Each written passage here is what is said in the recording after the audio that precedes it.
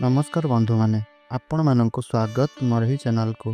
बंधु माने 12 मई बैशाख पूर्णिमा दिन करि नियंतु घियर दीप एवं लवंगर प्राचीन कालर महान उपाय को। 12 मई बैशाख पूर्णिमा दिन एही उपाय को करिनेले आपणको आपणको जीवनर समस्त कष्टरू मुक्ति मिल जिवो। माँ लक्ष्मी को आशीर्वादरू आपण बनिजिबे धनवान। खुशी रे पूरी जीव आपणकर घर एवं परिवार। आपणकर समस्त मनस्कामना तुरंत पूर्ण हेबो। एही गोटे दिनर उपाय आपणको धनवान हेबारे साहाय्य करिवो। बंधु माने आमर सनातन धर्म रे गोटे वर्षरे मोट 12टी पूर्णिमा पड़ी थाए, किंतु बैशाख पूर्णिमार किछि खास एवं विशेष महत्व रही थाए। केही व्यक्ति जदि बैशाख पूर्णिमा दिन माता लक्ष्मी एवं भगवान श्रीहरि विष्णुंकर पूजा निष्ठार सहित करे, तेबे सही व्यक्ति तार जीवन रे समस्त रोग कष्ट शोक दुर्भाग्यरू मुक्ति पाई थाए। बैशाख पूर्णिमा रे व्यक्ति जदि माता लक्ष्मी को पूजा करि थाए, तेबे सही व्यक्तिर समस्त आर्थिक कष्ट दूर होई थाए। एही दिन माता लक्ष्मी अत्यंत प्रसन्न मुद्रारे रही थांती एवं निजर भक्त मानंक उपरे कृपा वर्षा करिथांती। एही दिन करा जाइथिबा पूजार फल व्यक्ति को निश्चय रूप से प्राप्त हुए। सेथिपाई बैशाख पूर्णिमा दिन लोक माने ब्रह्म मुहूर्त समय उठी कौनसी पवित्र नदी रे स्नान इत्यादि करी पूरा दिन व्रत एवं उपवास रखिथांती, जेउथिरे तांकु माता लक्ष्मींकर कृपा एवं आशीर्वाद प्राप्त हुए। एही वर्ष बैशाख पूर्णिमा तिथिटी 120 वर्ष पर पड़ुअछि।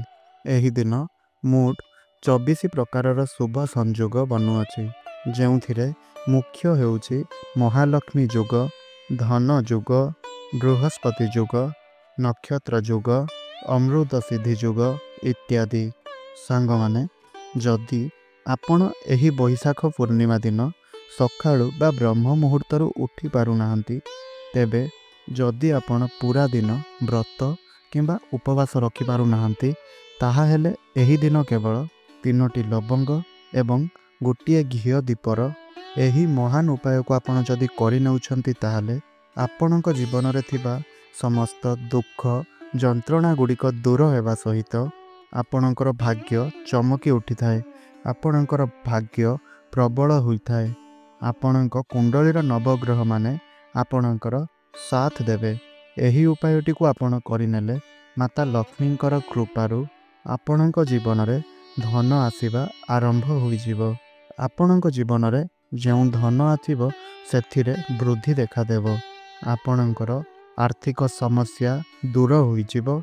आगकू आसुथिबा समय आपणक पई कल्याणकारी रहिबो। बंधु माने आपण जानंती जे कौनसी भी पूजा को आरंभ करिबा पूर्वरु आमे गोटे घियर दीप निश्चय रूप से जलाई थांती। काहींकि ना घियर दीप जलाई पूजा आरंभ करिबा एहा अत्यंत शुभ होई थाए। लवंगरे माता लक्ष्मी एवं भगवान श्रीहरि विष्णुंकर दिव्य शक्ति मानंकर निवास होई थाए।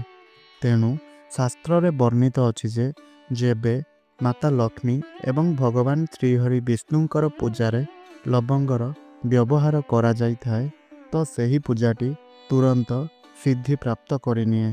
तेणु 12 मई बैशाख पूर्णिमा दिन केवल आपणको घियर दीप एवं लवंगर एही महान उपाय को करिनेबार अछि।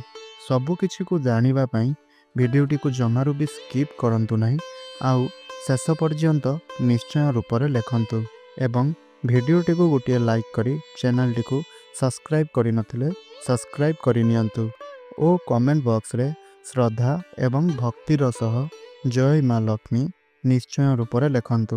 बंधु माने प्रथम उपायटी हेउछि धन प्राप्ति करिवार महा उपाय। बंधु माने जदि आपण चाहुछंती आपणकर घरे केबे भी धनर अभाव न हेउ, आपणकर घर उपरे सदा सर्वदा माता लक्ष्मींकर आशीर्वाद रहु बोली, तेबे एही बैशाख पूर्णिमा दिन संध्या समय रे आपण गोटे घियर दीप जलाइबे एवं सही दीप पाखरे आपण ଗୋଟିଏ ଲାଲ ରଙ୍ଗର କପଡ଼ା ବିଛାଇ ତା ଉପରେ 4ଟି ଲବଙ୍ଗ, 3ଟି କର୍ପୂର ଏବଂ 1 ମୁଠି ଧଣିଆ ରଖି ସେହି କପଡ଼ାର ଆପଣ ଏକ ପୁଟୁଳିଟିଏ ପ୍ରସ୍ତୁତ କରିନେବେ। ସେହି ପୁଟୁଳିଟିକୁ ନିଜ ହାତରେ ଧରି 11 ଥର ମାତା ଲକ୍ଷ୍ମୀଙ୍କର ବୀଜ ମନ୍ତ୍ରର ଜପ କରିବେ। 11 ସଂଖ୍ୟାଟି ମାତା ଲକ୍ଷ୍ମୀଙ୍କର ଅତ୍ୟନ୍ତ ପ୍ରିୟ ଅଟେ। ମାତା ଲକ୍ଷ୍ମୀଙ୍କର ବୀଜ ମନ୍ତ୍ରଟି ହେଉଛି ଓଁ ମହାଲକ୍ଷ୍ମୀ ନମଃ। ଏହାପରେ ସେହି ପୁଟୁଳିଟିକୁ ନେଇ ଆପଣ ନିଜ ଘରର ଯେଉଁଠାରେ ଟଙ୍କା, ସୁନା ଇତ୍ୟାଦି ରଖୁଛନ୍ତି ଅର୍ଥାତ୍ ଆପଣଙ୍କର ଆଲମିରାରେ ସେହି ସ୍ଥାନରେ ଆପଣ ନେଇ ରଖିଦିଅନ୍ତୁ। ବୈଶାଖ ପୂର୍ଣ୍ଣିମାରେ ଏହି ଉପାୟଟି ଯଦି ଆପଣ କରିନେଉଛନ୍ତି ତେବେ ଆପଣଙ୍କର ସେହି ପୁଟୁଳିଟି ଅଭିମନ୍ତ୍ରିତ ହୋଇଯିବ ଏବଂ ଚୁମ୍ବକ ପରି ଆପଣଙ୍କ ଗୃହକୁ ଧନ ଆକର୍ଷଣ କରିବ। ଏହି ଉପାୟଟି କରିବା ଦ୍ୱାରା ଆପଣଙ୍କ ଜୀବନରେ ଧନର ଆଗମନ ହେବ। ଆପଣଙ୍କ ଜୀବନରେ ଯେଉଁ ଧନ ଆସିବ ସେଥିରେ ବୃଦ୍ଧି ଘଟିବ। ଏହାର ପ୍ରୟୋଗ କେବେ ବି ବିଫଳ ହୋଇନଥାଏ। ତୃତୀୟ ଉପାୟଟି ହେଉଛି ଅନାବଶ୍ୟକ ଖର୍ଚ୍ଚରୁ ମୁକ୍ତି ପାଇବାର ମହା ଉପାୟ। ବନ୍ଧୁମାନେ, ଯଦି ଆପଣଙ୍କ ଜୀବନରେ ଅର୍ଥ ଆସୁଛି, ଟଙ୍କା ଆସୁଛି, ହେଲେ ସେହି ଟଙ୍କା ଆପଣଙ୍କ ପାଖରେ ରହୁନାହିଁ, ଅଯଥା ଖର୍ଚ୍ଚ ଗୁଡ଼ିକ ଆପଣଙ୍କର ସବୁ ଦିନକୁ ଦିନ ବଢ଼ି ଚାଲିଛି କିମ୍ବା ଆପଣଙ୍କ ଜୀବନରେ ଧନ ଆସିବା ବନ୍ଦ ହୋଇଯାଇଛି, ଆର୍ଥିକ ସଙ୍କଟର ଆପଣ ସାମ୍ନା କରୁଛନ୍ତି, କରଜରୁ ଆପଣ ମୁକ୍ତି ପାଇପାରୁନାହାନ୍ତି, ତେବେ ଆପଣ ବୁଝିଯାଆନ୍ତୁ ଯେ ଆପଣଙ୍କୁ ନଜର ଦୋଷ ଲାଗିଛି କିମ୍ବା କିଛି ଦୋଷ ଆପଣଙ୍କର କୁଣ୍ଡଳୀରେ ରହିଛି। ତେବେ ଆପଣ କ'ଣ କରିବେ ନା ବୈଶାଖ ପୂର୍ଣ୍ଣିମା ଦିନ ଗୋଟିଏ ଲାଲ ରଙ୍ଗର କପଡ଼ାଟିଏ ନେବେ ଏବଂ ସେହି ଲାଲ ରଙ୍ଗର କପଡ଼ା ଉପରେ ଆପଣ 1 ମୁଠି ଲବଙ୍ଗ ରଖିଦେବେ। ଏହାପରେ ସେହି ପୁଟୁଳିଟିକୁ ନେଇ ଆପଣ ନିଜର ପୂଜା ଘରେ ରଖିଦେବେ। ତା ପରଦିନ ସେହି ପୁଟୁଳିଟିକୁ ନେଇ ମନ୍ଦିର ବାହାରେ ବସିଥିବା କୌଣସି ଭିକାରୀଙ୍କୁ ଦାନରେ ଦେଇଦେବେ। ଏହି ଉପାୟଟିକୁ କଲା ପରେ ଆପଣଙ୍କ କୁଣ୍ଡଳୀର ସମସ୍ତ ଦୋଷ ହଟିଯିବ ଏବଂ ଆପଣଙ୍କ ଜୀବନର ଆର୍ଥିକ କଷ୍ଟ ମଧ୍ୟ ଦୂର ହେବ। ଏହି ଉପାୟଟିକୁ କଲେ ଆପଣ ଅନାବଶ୍ୟକ ଖର୍ଚ୍ଚରୁ ମଧ୍ୟ ମୁକ୍ତି ପାଇଯିବେ। ଏହାପର ଉପାୟଟି ହେଉଛି ଘରର ଉନ୍ନତିର ମହା ଉପାୟ। ବନ୍ଧୁମାନେ, ଯଦି ଆପଣ ନିଜ ଘର ଏବଂ ପରିବାରର ଉନ୍ନତି ଚାହୁଁଛନ୍ତି, ଦେବାଦେବୀଙ୍କର ଆଶୀର୍ବାଦ ସର୍ବଦା ଆପଣଙ୍କ ଘର ଉପରେ ରହୁ ବୋଲି ଆପଣ ଚାହୁଁଛନ୍ତି, ତେବେ ଆପଣ କ'ଣ କରିବେ ନା ବୈଶାଖ ପୂର୍ଣ୍ଣିମା ଦିନ ସନ୍ଧ୍ୟା ପରେ ଏବଂ ରାତି 9ଟା ପୂର୍ବରୁ ଘରର ମୁଖ୍ୟଦ୍ୱାର ସମ୍ମୁଖରେ ଦୁଇ ପାର୍ଶ୍ୱରେ 2ଟି ରାଶି ଦୀପ ଅର୍ଥାତ୍ ରାଶି ତେଲରେ ପ୍ରସ୍ତୁତ ହୋଇଥିବା ଦୀପ ଜଳାଇବେ ଏବଂ ସେହି 2ଟି ଦୀପରେ ଗୋଟିଏ ଗୋଟିଏ ଲବଙ୍ଗ ପକାଇ ଦେବେ। କେବଳ ଏତିକି ଉପାୟ ଆପଣ ବୈଶାଖ ପୂର୍ଣ୍ଣିମା ଦିନ କରିନେଲେ ଆପଣଙ୍କର ଘରେ ଥିବା ନକାରାତ୍ମକ ଶକ୍ତି ଗୁଡ଼ିକର ନାଶ ହେବ ଏବଂ ଆପଣଙ୍କ ଘରେ ସକାରାତ୍ମକ ଊର୍ଜାର ନିବାସ ହେବ। ଯେଉଁ ଘରେ ସକାରାତ୍ମକ ଶକ୍ତିର ବାସ ହୋଇଥାଏ, ସେହି ଘର ଉପରେ ସର୍ବଦା ଦେବାଦେବୀମାନଙ୍କର ଆଶୀର୍ବାଦ ରହିଥାଏ ଏବଂ ସେହି ଘରକୁ ଉନ୍ନତି କରିବାରୁ କେହି ବି ଅଟକାଇ ପାରନ୍ତି ନାହିଁ।